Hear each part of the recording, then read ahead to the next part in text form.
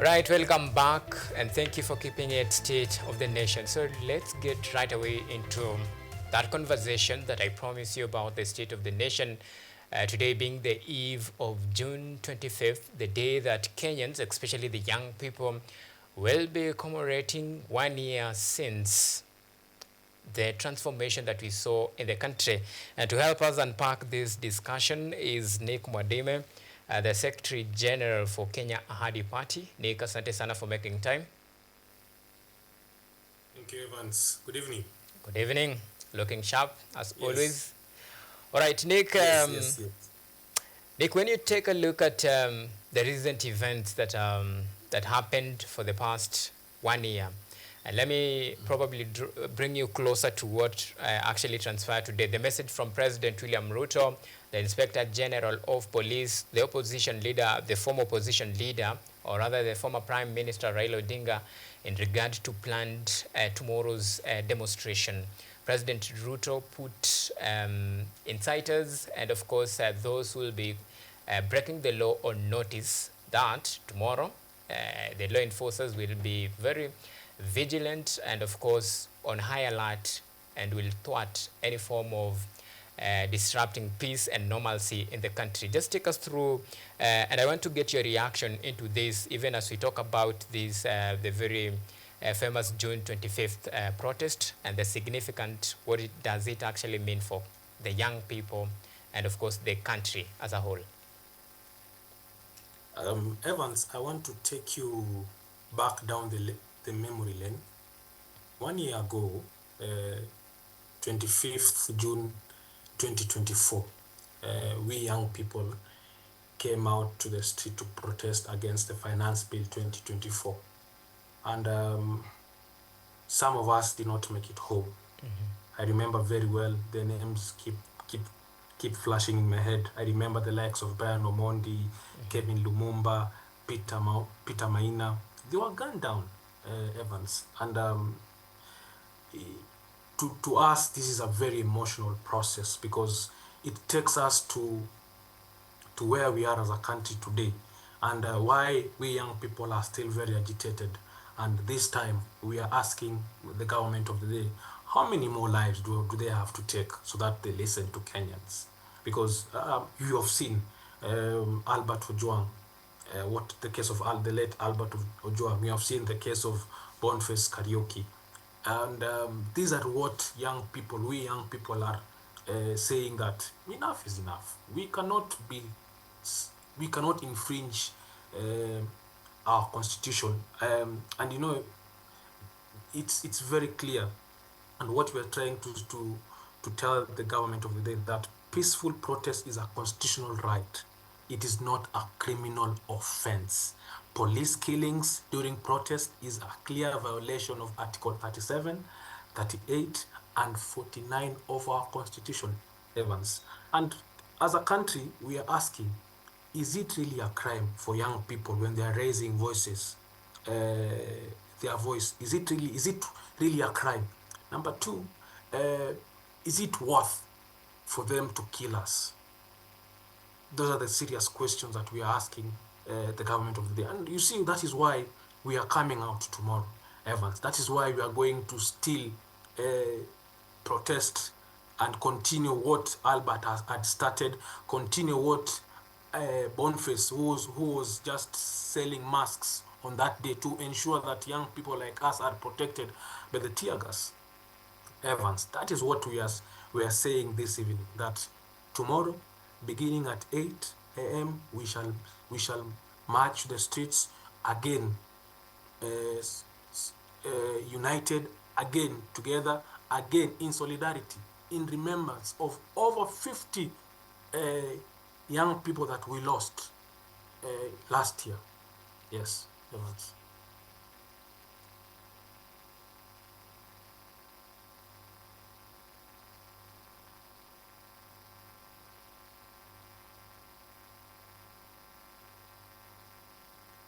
I can't get you there, Evans.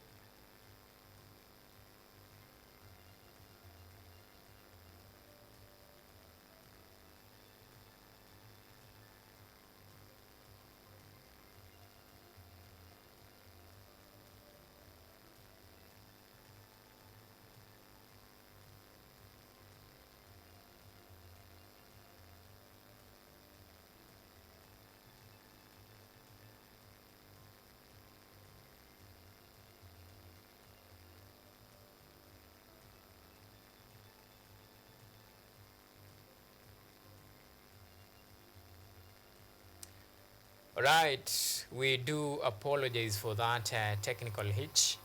And Nick, still on this very important Yes. discussion, today the nation woke up to a very shocking revelation of um, the alleged planned mayhem and chaos tomorrow by what we call the allies of President William Ruto, the inner circle.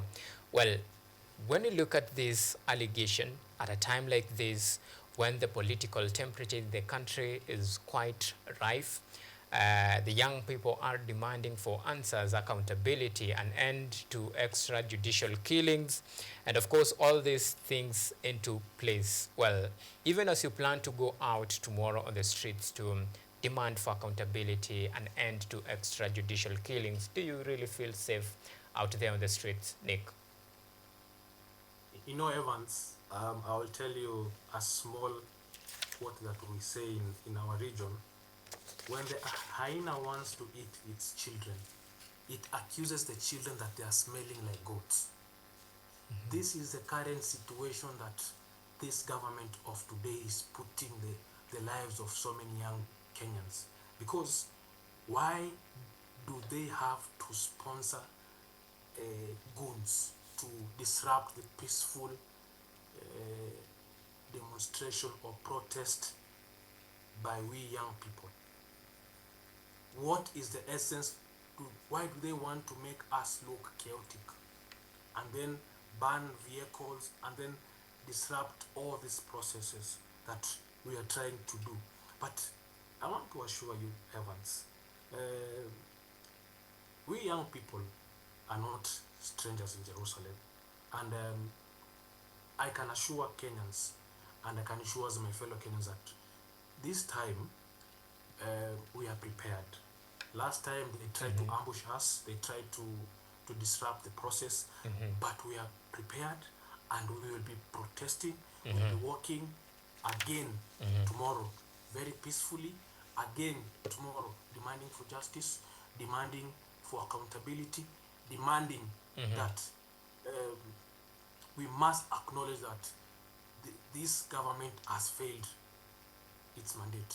The promises that they kept, the uphold of the constitution that the president did so in when he came into office 13th of September 2022, he has not absolutely kept.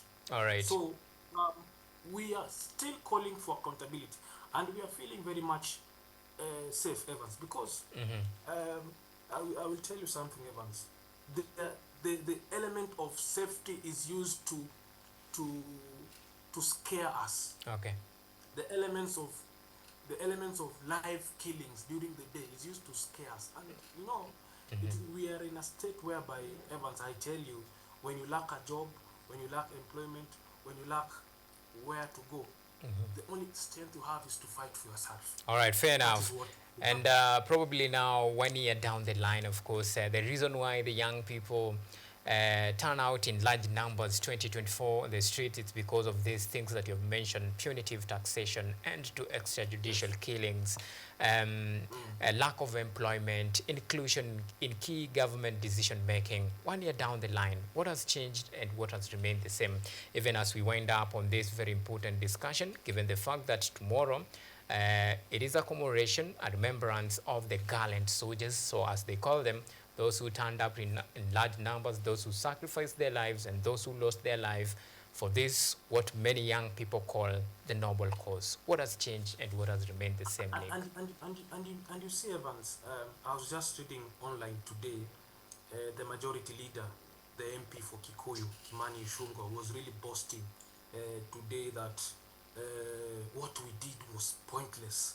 We went down the street to protest against a bill that was silently passed 97%, and only a minority of 3% was not executed. And this is what we are saying, Evans, that this government of the day, it has gone rogue. This government of the day, it does not protect its citizens. This government of the day, it is eating its own children. This government of the day is unconstitutional. This government of the day does not respect law. This government of the day does not respect life. This government of the day does not respect the people it puts them into positions of power. And that's why we are saying that at the end of the day, we will still come out, we will still protest, our voice shall be heard. Okay. And do you think probably the political class hijacked this process?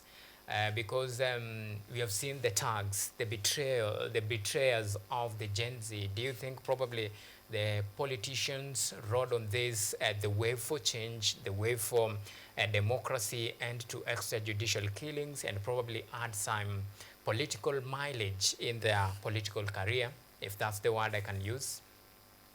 No, I rather not think so, Evans, because the movement is growing bigger and bigger by the day. Because our parents are now starting to believe in our cause.